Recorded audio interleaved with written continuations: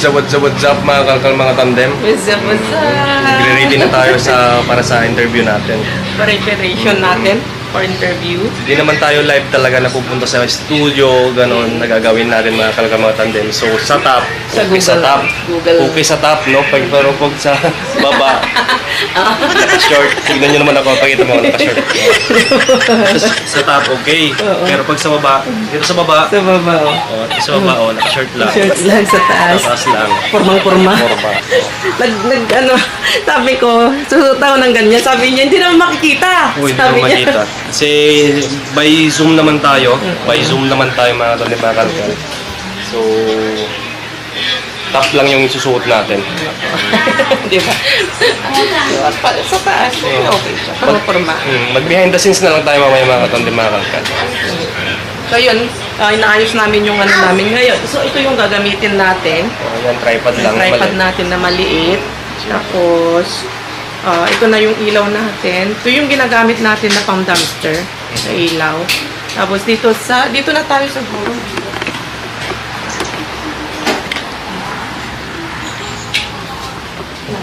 Dito na lang yung Yan yung setup natin. setup natin.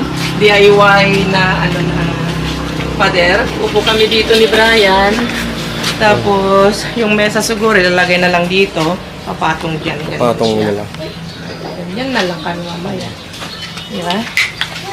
So, Mag-behind the scenes na lang tayo kaya mamaya. tingnan ko nga kung medyo maliwanag siya. Tapos itong isa. Asan ito? Oo. Tapos tutok ko Ayan. na lang yung ilaw. May ilaw pa naman dyan. Asan ito? Ha? Ayan ang maliwanag. May ilaw pa dyan, gamitin natin mamaya. Tapos may ilaw pa pala. Ito yung solar natin. Oh. Oo. Malakas to eh. Oo.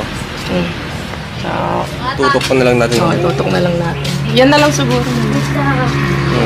So, yan mga kalkal at mamaya interview namin at medyo kinakabahan pa rin. Nakailang interview na rin tayo mga una sa Itbulaga as in talaga. Hawak ko pa yung bra ko. Kasi papalitan ko yung bra ko kasi yung bra ko ano siya eh. Patay mo muna yung ilaw. Kulay beige eh halata kailangan ko magpalit ng bra na kulay itim para hindi halata. So yun, pangilan na interview na natin to? Pang-apat? Lima? Siguro pang-apat. Yung una, yun nga sa Itbulaga. Tapos may mga interview pa kami na hindi rin pinalabas dati. In-interview lang kami, kinuhanan kami ng mga detalye, mga ganun, pero hindi nailabas.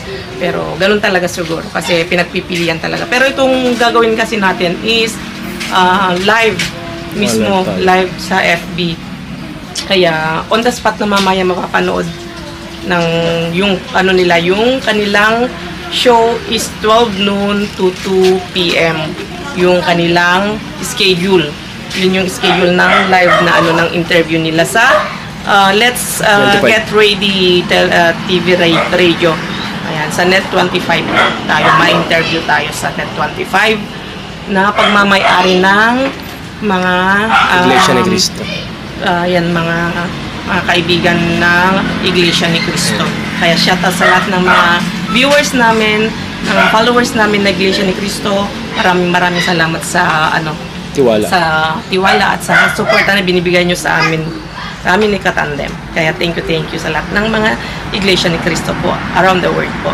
Mabuhay po tayo. So yun, abangan nyo mamaya at magpre-prepare pa kami ni Brian. Yun na nakukuha ninyo kasi pinapakita ito may mga saging. Ano ba, binibenta nyo pa rin yan or yun na yung pagkain ninyo? For fun na po yun, sir. Consume po. Consume po. Opo. Talagang pagkain namin. Pagkain. Yung mga iba po, tinutulong namin sa kababayan natin na napektuhan ng pandemya. Yung mga nawalan ng trabaho, yung mga nakuha namin talagang sinishare po namin. Hindi lang po sa kapwa nating Pilipino at sa ibang mga lahi po. Example, mga Latin American. Yung mga yung mga taga-Ukraine na alam naman natin na naapektuhan din sila sa giyera. Ayun po. Bali, yun po yung number 1 na isa namin tinutulungan ngayon yun sa Madrid. Kapag marami kami nakakalakal, idinodonate namin sa kanila. Sineshare namin sa kanila po. Pero sa Madrid, maayos ang talagang segregate ng mga basura. Opo. May iba din po na medyo ano talaga, halo-halo. Pero may mga tindahan din na talagang hiwalay ang nabubulok at saka sa mga plastic, mga delata, mga ganun po. Pero ang pakiramdam ng sa una, Brayhan, yung parang hindi ba, nanliit kayo sa simula na Yung first po na Pilipinas, bakit tayo mga basura? Yung first po na naramdaman ko, kasi si Macy's po yung first na nakadiscovery po yung dumpster diving. So yung 1 week po siyang nagsolo, tapos tinawag niya na ako nung second week. Kasi kami po may marang naman talagang trabaho na trabaho dun sa Spain. So yung first week po talaga, first na araw po talagang nahiya. Hindi naman ako nang late sa sarili ko, nahiya lang po ako na siyempre, hindi ako sanay, basura po yun. Pero nakakakuha ka na ng tweet, ha? Opo. Okay, so yun po yung aming konting clip dun sa interview namin, behind the scene. Tapos, konting kulitan lang kanina at konting interview. Sinip ko lang po, yun po yung dati naming vlog, previous vlog. Hindi ko lang nailagay nung araw na yun, hindi ko lang naisingit sa mga vlog namin. Ngayon ko lang nailagay ngayon. Tapos gusto ko rin ipasilip sa inyo yung aming partisipasyon sa Brigada Eskwela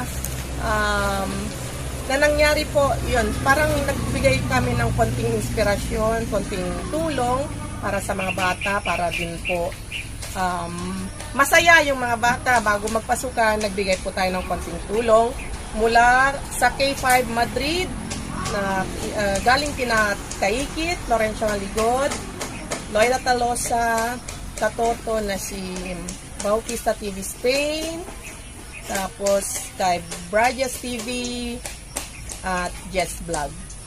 Yun po. So, ilalagay ko lang po dito yung ating konting clip para mapanood nating lahat at magkaroon po ng konting inspirasyon para sa lahat ng mga manunod natin.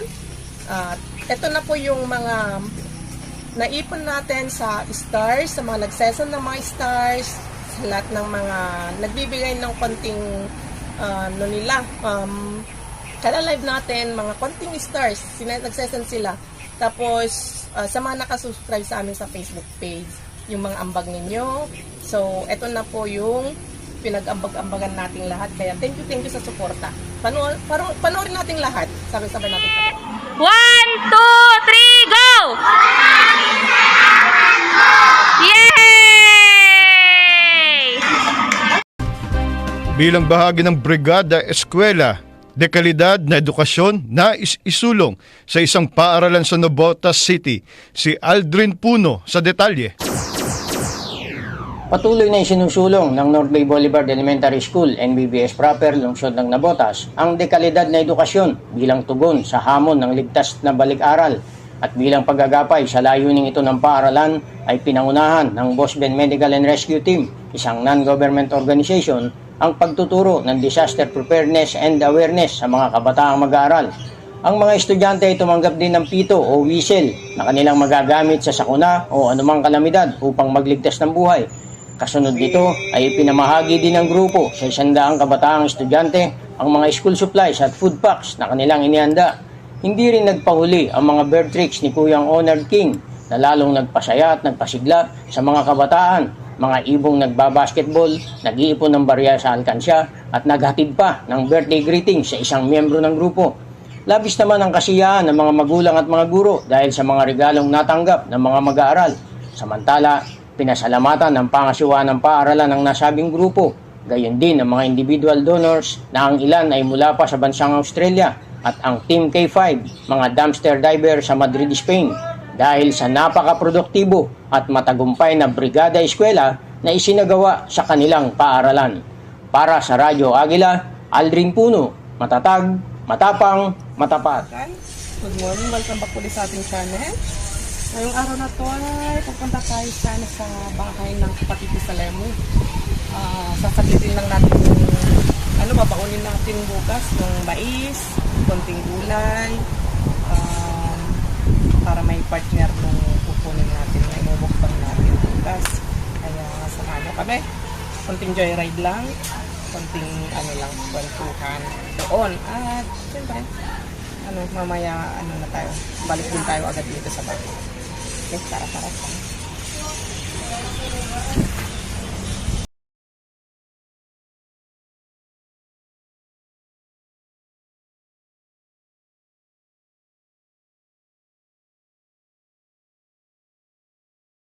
Yun nga po, mga kalkal. Kanina, kay Ma'am Marlene, hindi ko alam kung nabanggit ko na. Nandun kanina, pinuntahan tayo dun sa bahay ng kapatid ko sa ni Rosan, yung bahay ni na Rosan. Nung nalaman niya na nandun tayo, sumugod siya. Kaso nga lang, hindi namin na-i-vlog. Tapos, nag-picture siya, may picture siya sa hindi ko alam, may session niya. Papakita lang namin. Papakita na lang namin dyan. Tapos, shoutout na lang kay Ma'am Marlene. Pero kay Ma'am Loncia, nakapagbigay din tayo ng konting yung mga clip, mga hairpin, mga ganun yung mga binigay ni Ana na mga pangkika.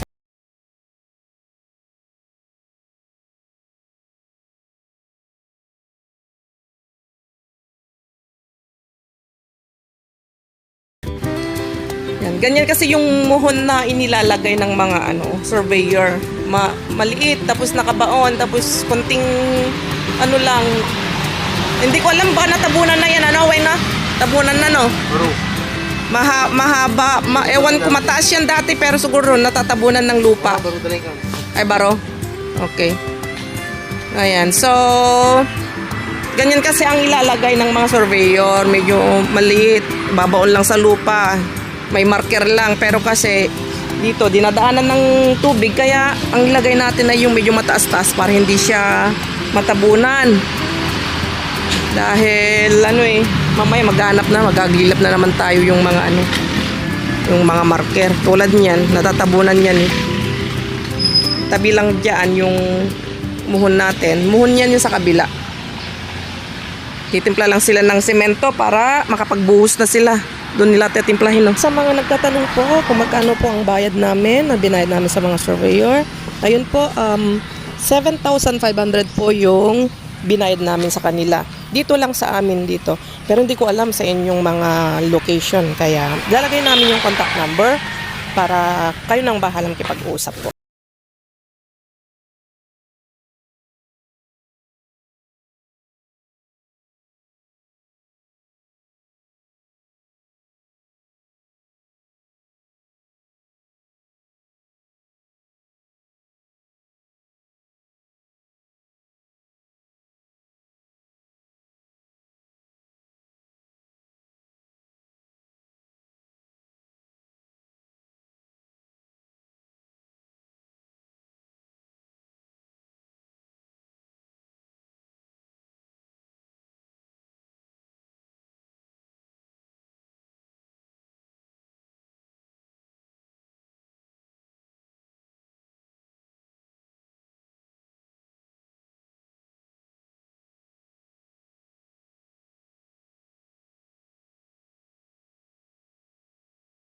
Nawa namin para at least kitang-kita.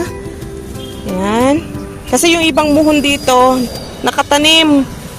Yung ulo lang yung nakikita. Kaya puntahan pa natin yung isa. Yun. Yun siya. Ayun pa. Ongoing pa yung kanilang trabaho. Nasa likod na sila ngayon Kaya eto na tayo. Pangalawa ito. Ang bilis tumigas. Kaninang umaga lang yan na ginawa. Wait lang. Nagpausok si Uncle Dario. Iwas lamok. Yan. Lalayas lahat ang mga lamok dyan, Uncle. Ganda exercise yan. Goods. Okay, so eto na yung pangalawa. Tapos pag ganon, dun.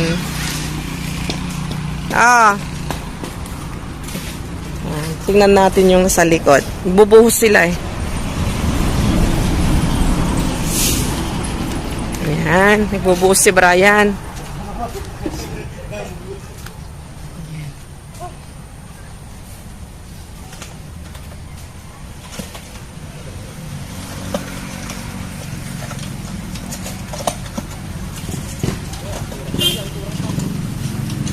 Ayun. 250 pa ano per kilo na ngayon na ng ano karne ng kalabaw. 250. 250. Mas mahal ang baboy kaysa kalabaw. Kaya okay na rin yan. So yan ang ulam natin ngayon. Hello guys! Welcome to my vlog! Hello!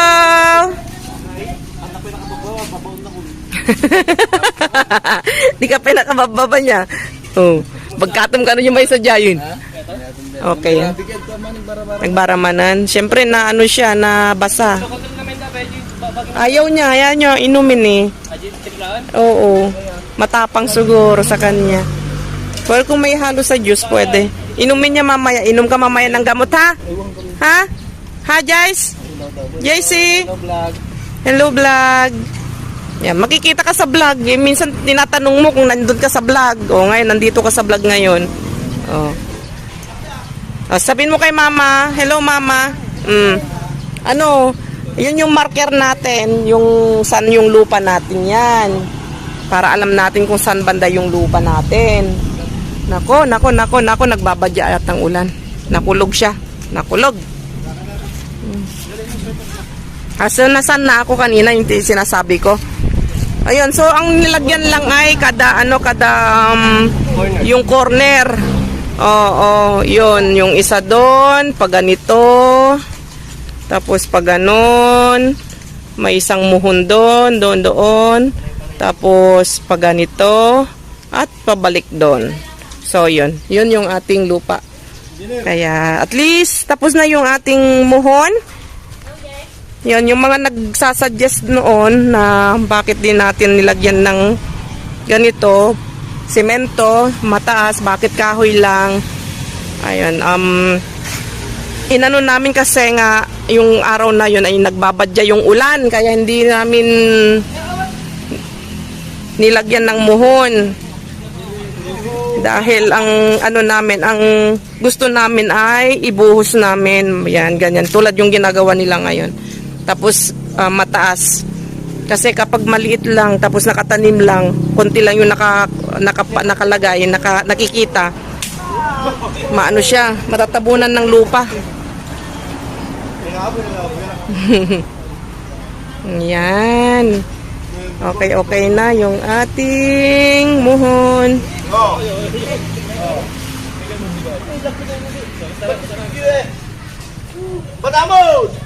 Galit na. Galit na. Oh, galit na sinsan.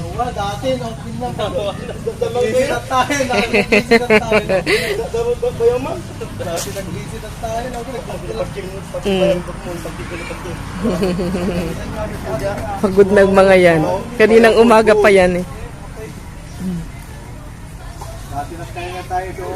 Gumawa sila ng ano kanina, DIY. Ayan, yung ulma. Oh, wag nyo daw gagalawin. Ay, ang laki! Ay! Yun o! Ay! Oh my God! Ay! Ang laki! Makati yan! Ano yan? Igad? Ay, ano tawag dyan sa Tagalog? Higad? Bodo. Bodo. Sa Ilocano, bodo. Oo. Oh my God, ang laki. Payati mo. Yan o, ang laki. Nakatakot. Lagay na sa titi. Tingnan mo lang kung hindi mo alam ang ginagawa mo. Kamot yan. Ay, ang dami. Kanina kasi nag-ano dito sa uncle na pinutol niya yung sanga. Naglaglagan siguradong mga yan. O bumaba.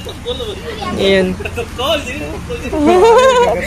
Ayan, tinatakot mo. Huwag ka dyan! Dong, huwag ka dyan! Mamaya manuan ka ng kanyang Makati yan. Budo. Dito naman, gawa sila ng pang dessert natin. Oh, minatamis. Ay turon. Turon with langka. Ano? Yan.